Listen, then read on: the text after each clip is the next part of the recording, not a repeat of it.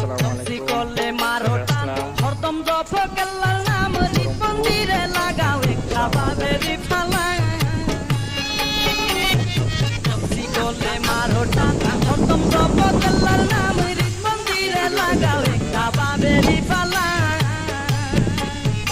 একটি নাসিবে তুফান সিরিবে ঘরের বান নাসিবে তুফান সিরিবে ঘরের বান মন পাখি উইরা যাবে নি গুর জঙ্গলাই তুমি তুমি